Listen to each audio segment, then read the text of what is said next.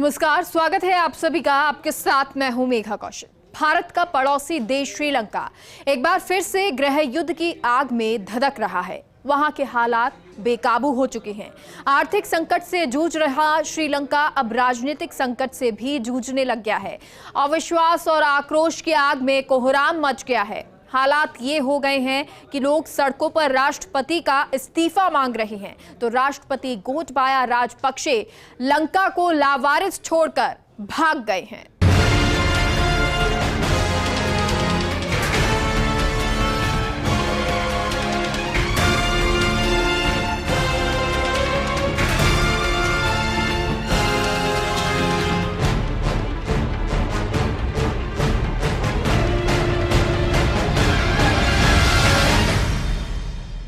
श्रीलंका में आर्थिक तंगी और रोजमर्रा की चीजों के लिए संघर्ष करती जनता अब सड़कों पर संघर्ष करने पर उतर गई है। आशंका है कि ये विरोध प्रदर्शन देशव्यापी हो सकता है। उग्र और गुस्साई भीड़ अब राष्ट्रपति भवन में घुस चुकी है, जिसकी आई तस्वीरों में प्रदर्शनकारियों को राष्ट्रपति भवन के स्विमिंग पूल में देखा जा सकता है, तो कुछ प्रदर्शनकारी राष्ट्रपति के बेडरूम में घुस गए और सेल्फी लेने लगे। देखिए ये रिपोर्ट।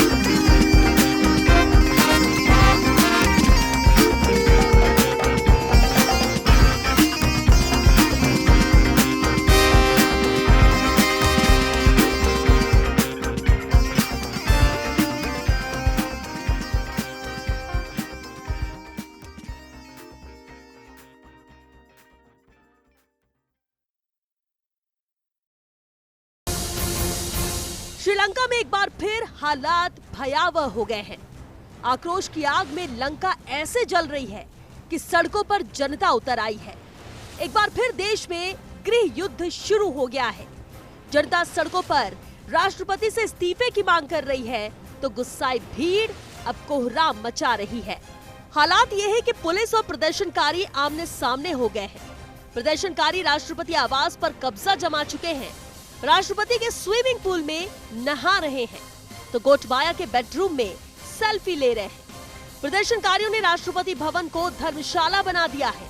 पूरे घर में कोहराम मचा दिया है।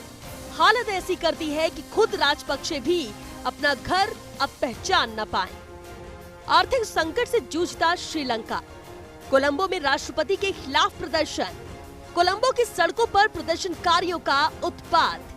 राष्ट्रपति भवन में घुसे प्रदर्शनकारी। प्रदर्शनकारियों ने राष्ट्रपति भवन पर किया कब्जा। पुलिस ने प्रदर्शनकारियों पर आंसू गैस के गोले दागे। पुलिस से झड़प में 100 प्रदर्शनकारी घायल। प्रदर्शनकारियों ने राष्ट्रपति के इस्तीफे की मांग की। प्रदर्शन को देख श्रीलंका के पीएम ने आपात बैठक बुलाई।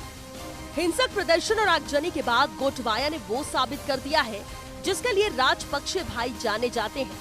अपने भाई की तरह ही गोटबाया भी देश छोड़कर भाग गए हैं। जिस समय देश को अपने नेता की जरूरत होती है, उस समय गोटबाया का भागना भी सवाल उठा रहा है। तो गुस्साई भीड़ का गुस्सा और बढ़ा दिया है। तो श्रीलंका की इकोनॉमी जो है बिल्कुल डामाडोल है और वहाँ के नागरिक हैं जो साफ तौर पे कहते हैं इसके लिए केवल और केवल राजापक्षा फैमिली जिम्मेदार हैं। सारी परिवार ने तो रिजाइन कर दिया था, लेकिन गोटबाया को बार बार कहते गो गोटबाया गो गोट, लेकिन उन्होंने लोगों की नहीं सुनी। पावर उसको क्लिंग कर रहे थे। तमाम कोशिशों के बावजूद पुलिस की वजह से या सिक्योरिटी फोर्स के लोग भीड़ ने उनके घर के ऊपर कब्जा कर लिया और कहा जा रहा है कि गोटबाया जो है देश को छोड़ के भाग गए हैं। उनका जो हैवी लगेज है एक नेवल शिप में शिफ्ट कर दिया गया है और कुछ लग्जरी गाड़ियां जो है एयरपोर्ट पे जा रही है। उनमें कौन कौन जा रहा है, कहाँ जा रहे हैं, ये तो मालूम नहीं है। लेकिन इस समय जब गोटबाया की सबसे ज्यादा आवश्यकता थी, वो देश को छोड़ के चले गए। भड़की हिंसा के बीच गोटबाया ने नापाक हरकत को अंजाम दिया है। देश को जलता छोड़ गोटबाया पतली गली से निकल चुका है। उनके देश छोड़ने का एक वीडियो भी वायरल हुआ है जिसमें गोटबाया को एक जहाज से भागते हुए देखा गया है। कहा जा रहा है कि गोटबाया ने अपने साथ लग्जरी गाड़ियों और पैसों से भरे बैग को भी तैयार कर लिया है। तो आशंका अब उनके देश छोड़ने की भी लगाई जा रही है। इधर कोलंबो की सड़कों पर भीड़ उत्पात कर रही है। सड़कों पर हाहाकार मचा रही है। उग्र भीड़ एक स्टेडियम में भी घुस गई है। कर्फ्यू लगा दिया गया। पुलिस ने कुछ फायरिंग भी की। पुलिस ने तमाम कोशिशें की, लेकिन भीड़ इतनी जबरदस्त थी कि वास्तव में उनको कर्फ्यू हटाना पड़ा, क्योंकि लोगों ने उनको, जो लीडर्स हैं, उन्होंने समझाया कि कर्फ्यू से बहुत नुकसान हो सकता है, बड़ी जानें जा सकती हैं, आप कर्फ्यू को लिफ्ट कीजिए। और भीड़ उनके घर में चली गई। ज़्यादा तोड़फोड़ तो नहीं किया, क्योंकि उससे पहले ही गोटबाया जो है वहाँ से निकल उनको हटा दिया गया था किसी सेफ जगह पर, और वहाँ से वो कहा जा रहा है कि देश छोड़ के भाग गए। भीड़ बस एक ही मांग कर रही है, राष्ट्रपति के इस्तीफे का इंतजार कर रही है। कह रही है कि कब तक गोटबाया बचते भागेंगे, देश बर्बाद कर कहां तक जाएंगे। दरअसल राष्ट्रपति गोटबाया पिछले महीने भी गृह युद्ध के हालात में अपनी कुर्सी किसी तरह बचा पाए हैं। भाई की कुर्बानी देकर कुर्सी के मजे लूट रहे हैं, लेकिन भूख और महंगाई से त्रस्त जनता अब सब्र तोड़ चुकी है। राष्ट्रपति के किले पर विरोध का बिगुल बजा चुकी है। ऐसे में अब ये तो साफ है कि राष्ट्रपति गोटबाया चाहे कितना भी भाग लें, लेकिन इस बार वे अपनी कुर्सी बचा नहीं पाएंगे। Bureau report, first India news.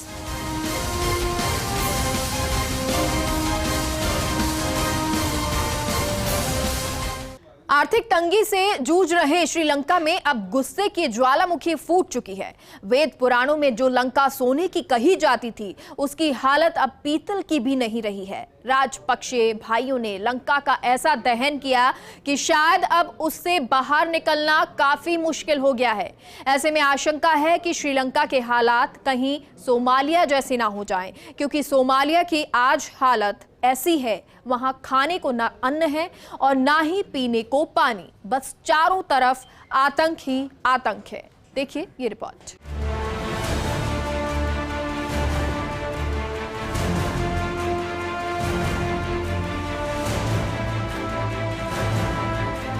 Sri Lanka अब दिवालिया हो चुका है, जिसके साइड इफेक्ट अब सामने आ रहे हैं। स्थिति इतनी बुरी आ चुकी है कि यहाँ अब साल 1948 में मिली आजादी के बाद से सबसे खराब हालात नजर आ रहे हैं। ये आर्थिक संकट कितना बड़ा है, इसका अंदाजा आप कुछ तथ्यों से लगाइए। श्रीलंका में आर्थिक इमरजेंसी, 20% से ज्यादा महंगाई दर, दक्षिण एशिया में महंगाई का सबसे भयानक स्तर, श्रीलंकाई रुपए की वैल्यू 80% से कम हो चुकी है, जिसके बाद अब $1 की कीमत 360 श्रीलंकाई रुपए हो चुके हैं। 2021 तक श्रीलंका पर कुल $35 अरब का विदेशी कर्ज था, जो एक साल में बढ़कर अब $51 अरब पर पहुंच चुका है। यहाँ पैसों की इतनी किल्लत कि आधा सोना बेचना पड़ा। 2021 में केंद्रीय बैंक के पास 6.69 टन सोने का भंडार था, जो अब 3.6 टन से भी बहुत कम रह गया। आर्थिक संकट से जूझ रहे श्रीलंका की अर्थव्यवस्था 2 साल पहले तक दक्षिण एशिया की सबसे मजबूत अर्थव्यवस्थाओं में से एक मानी जाती थी। कोरोना महामारी के दस्तक से पहले 2019 में विश्व बैंक ने श्रीलंका को दुनिया के हाई मिडिल इनकम वाले देशों की कैटेगरी में अपग्रेड किया था, लेकिन 2 साल में श्रीलंका की इकोनॉमी अर्श से फर्श पर आ गई। अर्श से फर्श पर आई श्रीलंका की इकोनॉमी 4 साल में आधा हो गया विदेशी मुद्रा भंडार। फरवरी 2022 में गिरकर 2.31 अरब डॉलर रह गया। आयात पर प्रतिबंध लगाने से भी बिगड़े हालात और सरकार का फैसला देश के लिए अहित बन गया। एक समय श्रीलंका के नेशनल बजट के 70% पर इन राजपक्षे भाइयों का सीधा कंट्रोल था, लेकिन इनकी नीतियों ने देश को गड्ढे में डाल दिया। राजपक्षे परिवार पर 5.31 अरब डॉलर यानी 42,000 करोड़ रुपए अवैध तरीके से देश से बाहर ले जाने का आरोप भी लगा। पिछले 1 दशक के दौरान श्रीलंकाई सरकार ने सार्वजनिक सेवाओं के लिए विदेशों से बड़ी रकम कर्ज के रूप में ली। बढ़ते कर्ज के अलावा कई दूसरी चीजों ने भी देश की अर्थव्यवस्था पर चोट की, जिनमें भारी बारिश जैसी प्राकृतिक आपदाओं से लेकर मानव निर्मित तबाही तक शामिल है। इसमें रासायनिक उर्वरकों पर सरकार का प्रतिबंध शामिल है, जिसने किसानों की फसल को बर्बाद कर दिया। स्थितियां 2018 में बदतर हो गई, जब राष्ट्रपति के प्रधानमंत्री को बर्खास्त करने के बाद एक संवैधानिक संकट खड़ा हो गया। इसके 1 साल के बाद 2019 के ईस्टर धमाकों में चर्चों और बड़े होटल्स में सैकड़ों लोग मारे गए और 2020 के बाद से कोविड-19 महामारी ने प्रकोप दिखाया। अर्थव्यवस्था को संभालने के लिए राष्ट्रपति गोटबाया राजपक्षे ने करों में कटौती की एक नाकाम कोशिश की, लेकिन ये कदम उल्टा पड़ गया और सरकार के राजस्व पर बुरा असर पड़ा। इसके चलते रेटिंग एजेंसियों ने श्रीलंका को लगभग डिफॉल्ट स्तर पर डाउनग्रेड कर दिया, जिसके बाद देश ने विदेशी बाजारों तक अपनी पहुंच खो दी। सरकारी कर्ज का भुगतान करने के लिए फिर श्रीलंका को अपने विदेशी मुद्रा भंडार का रुख करना पड़ा, जिसके चलते इस साल भंडार घटकर 2.2 बिलियन डॉलर हो गया, जो 2018 में 6.9 बिलियन डॉलर था।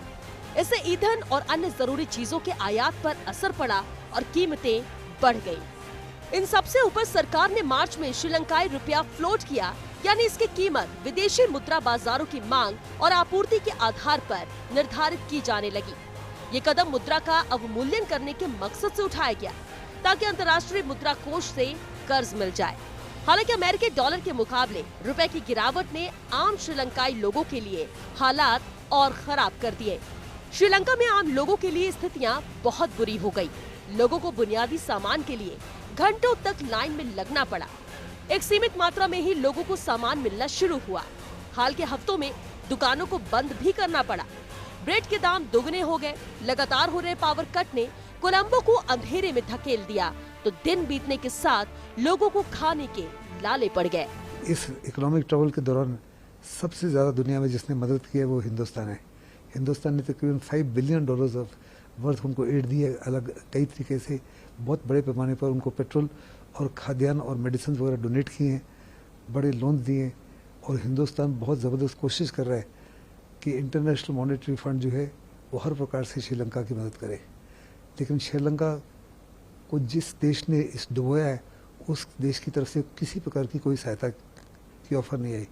तो ये बहुत बड़ा लेसन है श्रीलंका के लिए, और यही लेसन है खास करके नेपाल और पाकिस्तान के लिए। सबक सीखने चाहिए हमारे नेबर्स को, पाकिस्तान को, नेपाल को, बांग्लादेश को, म्यांमार को और बाकी कंट्रीज़ साउथ ईस्ट एशिया में, अफ्रीका में, लैटिन अमेरिका में, जो चाइना से बहुत इम्प्रेस्ड है, उनकी लार्जेस्ट से इम्प्रेस्ड है, क्योंकि चाइना उनके साथ इसी माफिक दुर्दशा करेगा जो पाकिस्तान और श्रीलंका के साथ हुआ है। श्रीलंका की ताज़ी समस्या को गंभीर बनाने में आयात पर बहुत ज्यादा निर्भर होना भी अहम फैक्टर है। श्रीलंका दुनिया के उन देशों में शामिल है जो अपनी जरूरत की ज्यादातर चीजें आयात करता है। श्रीलंका कपड़ों, दवाइयों के लिए कच्चा सामान और गेहूं से लेकर चीनी तक सब कुछ आयात करता है। श्रीलंका ज्यादातर सामान चीन और भारत से मंगाता है। श्रीलंका चीनी, दाल, अनाज, दवा जैसी जरूरी चीजों के लिए भी आयात पर निर्भर है। ऐसे में फर्टिलाइजर बैन ने इसे और गंभीर बनाने में योगदान दिया। विदेशी मुद्रा भंडार के मोर्चे पर भी श्रीलंका को भारी परेशानियों का सामना करना पड़ रहा है। महज 3 साल पहले श्रीलंका के पास $7.5 बिलियन का विदेशी मुद्रा भंडार था, जब वहां नई सरकार का गठन हुआ था। इसमें तेजी से गिरावट आई और जुलाई 2021 में ये महज $2.8 बिलियन रह गया था। हालात ऐसे हो गए कि श्रीलंका के पास विदेशी कर्ज की किश्तें चुकाने लायक भी फॉरेक्स रिजर्व नहीं बचा। इसलिए भी हुआ श्रीलंका बदहाल। केमिकल फर्टिलाइजर्स पर अचानक बैन से कृषि क्षेत्र बर्बाद। कोरोना की वजह से पर्यटन सेक्टर को भारी नुकसान। चीन के $50 बिलियन के कर्ज का बोझ। कम होता गया विदेशी मुद्रा भंडार। कर्ज चुकाने के लिए फॉरेक्स रिजर्व नहीं, चीनी दाल दवा के लिए आयात पर जरूरत से ज्यादा निर्भरता। चीनी कर्ज श्रीलंका की तबाही का सबसे बड़ा कारण बना। अकेले चीन का ही श्रीलंका के ऊपर $5 बिलियन से ज्यादा का कर्ज उसके लिए सिरदर्द बन गया। हालात ये बन गए कि आर्थिक संकटों से घिरे इस छोटे देश के ऊपर भारी भरकम विदेशी कर्ज ने हालातों को और बिगाड़ दिया। ऐसे में श्रीलंका के मौजूदा हालात बहुत ही गंभीर है। सबसे बड़ी बात यह है कि आर्थिक तौर पर उनकी हालत बहुत खराब है। उनके पास सरकार चलाने के लिए पैसे नहीं है। वे जहां जहां से कर्ज ले सकते हैं उसकी तलाश में है। श्रीलंका ऐसी जगह आकर खड़ा हुआ है कि उसके पास पैसे नहीं है और आम जनता की रोजमर्रा की चीजें काफी महंगी और पहुंच से दूर हो गई हैं। अगले कुछ दिनों में ये चीजें इनकी पहुंच से और भी बाहर हो सकती हैं। ऐसे में श्रीलंका अब IMF से वित्तीय सहायता मांग रहा है और मदद करने में सक्षम क्षेत्रीय शक्तियों का रुख कर रहा है।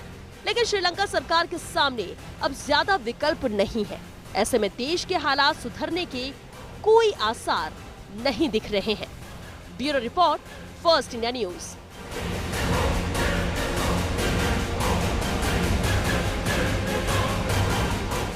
एक छोटी से ब्रेक के लिए रुकते हैं, कहीं मत जाइए, जल्द लौटते हैं।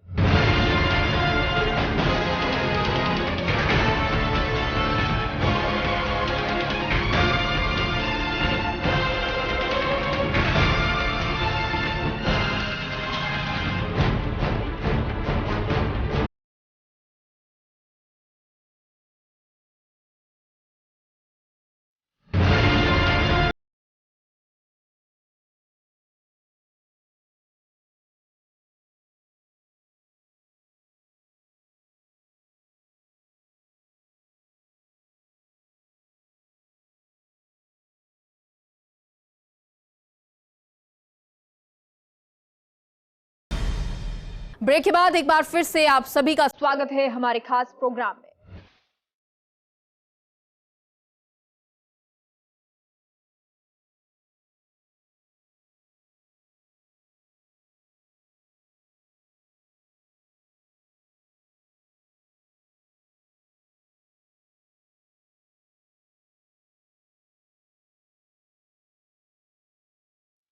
श्रीलंका की महंगाई में कई गुना इजाफा हो गया है। लोगों की आमदनी अठन्नी और खर्चा रुपया हो गया है। इस वजह से लाखों कोशिशों के बाद भी आखिर में लोगों के सब्र का बांध टूट गया और गुस्साई भीड़ ने सड़कों पर उतरकर राष्ट्रपति और प्रधानमंत्री से इस्तीफा मांग लिया। तो अब श्रीलंका में एक नई सरकार बनने की ओर है। लेकिन सवाल यही है, क्या नई सरकार श्रीलंका को एक बड़े संकट से निकाल पाएगी या एक बार फिर ऐसी ही हालत हो जाएगी कि जनता कुछ दिनों बाद फिर से नई सरकार से भी इस्तीफा मांग लेगी। ये रिपोर्ट देखिए।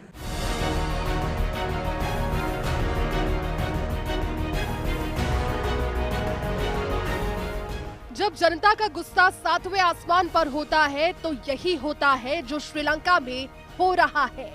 कोलंबो में कड़ी सुरक्षा के बीच राष्ट्रपति भवन की ऊंची ऊंची दीवारें भी यहां जनता को रोक नहीं सकी। जनता आई तो काल बन गया। प्रदर्शनकारियों ने राष्ट्रपति गोटाबाया के आवास को घेर लिया। हालात को बिगड़ता देख राष्ट्रपति भाग निकले। सामने सुरक्षा बल के जवान और पुलिस को लगाया गया। भीड़ को तितर बितर करने के लिए आंसू गैस के गोलों को भी दागा गया। लेकिन फौलादी इरादों के साथ जुटी भीड़ के सामने सब धरा का धरा रह गया। देखते ही देखते राष्ट्रपति आवास में भीड़ घुस गई। गोटा गो गावा के नारे बुलंद करने लगी। भीड़ की बस एक ही मांग थी, राष्ट्रपति के सर से ताज को उखाड़ देने की ज्वलंत आग थी। इससे पहले 11 मई को तत्कालीन प्रधानमंत्री राजपक्षे भी देश छोड़कर भाग निकले थे। उस समय राजपक्षे के घर को भी आग लगा दी गई थी। प्रदर्शन के दौरान अनोखे नजारे भी देखने को मिले। लोग राष्ट्रपति भवन के स्विमिंग पूल में डाइव मारकर अपने दिमाग की गर्मी भी निकालने लगे। कई लोग राष्ट्रपति के कमरे में घुस गए तो भूख से त्रस्त कुछ लोग राष्ट्रपति भवन के किचन में ताजा स्वादिष्ट पकवान का लुत्फ उठाने लगे। यहाँ की ताजा तस्वीरों ने सारे हालात बयां कर दिए तो दिन ढलते ढलते सरकार के होश ठिकाने लगा दिए। सरकार लाख कोशिशों के बाद में अब मान गई कि दिन ढलने के साथ ही नई सरकार बनने का ऐलान होने लगा। अब माना ये जा रहा है कि श्रीलंका में एक बार और नई सरकार बनेगी, जिससे देश को संकट से बाहर निकालने की उम्मीद की जाएगी। श्रीलंका में अब सर्वदलीय सरकार लोगों के जीवन को पटरी पर लाएगी तो लोगों के संकट से उबरने की एक नई उम्मीद जागेगी और कई महीनों से भड़की विरोध की ज्वाला अब शायद शांत होगी। Bureau report, first India news.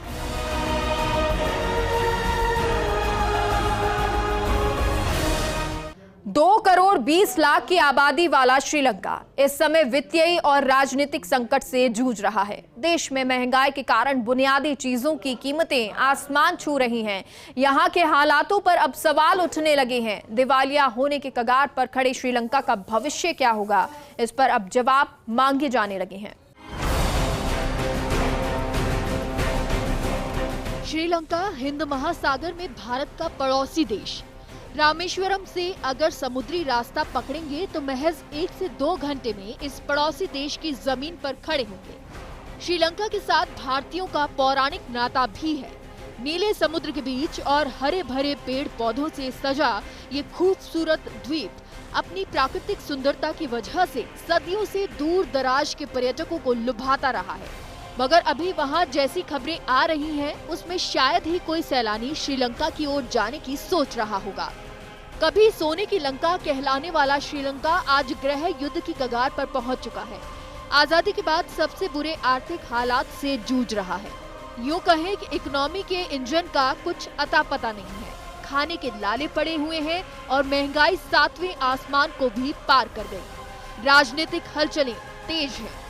Cricket, चाय और पर्यटन के लिए दुनिया भर में मशहूर द्वीपीय देश श्रीलंका में अब मौजूदा हालात गृह युद्ध की तरफ आगे बढ़ रही हैं। हालात नहीं सुधरे तो देश में फैली हिंसा पड़ोसी देशों को भी अस्थिर कर सकती है। तो हालातों की तुलना सोमालिया जैसे देशों से भी की जा सकती है। सोमालिया जैसे देशों में नाम मात्र की सरकार, यहाँ की आर्थिक व्यवस्था खराब, कानून व्यवस्था भी पूरी तरह से चरमराई हुई।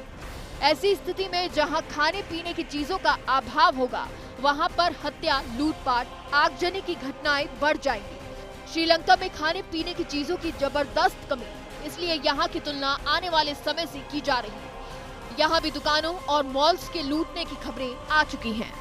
इधर आशंका ये भी जताई जा रही है कि हालात और बिगड़ने पर श्रीलंका से तमिलों का पलायन हो सकता है। आशंका है कि 4000 से ज्यादा श्रीलंकाई नागरिक भारत आ सकते हैं। ऐसे में भारत में शरणार्थी संकट भी बढ़ सकता है। तो भारत को 1983 की तरह एक और शरणार्थी संकट का सामना करना पड़ सकता है, क्योंकि उस समय भी श्रीलंका से हजारों शरणार्थियों का आना शुरू हो गया था।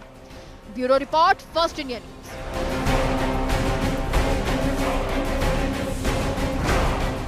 श्रीलंका में जो हालात हैं, अभी उससे रामधारी सिंह दिनकर की एक मशहूर कविता याद आती है कि जनता जब कोपा कुल हो भ्रकुटी चढ़ाती है, सिंहासन खाली करो कि जनता आती है।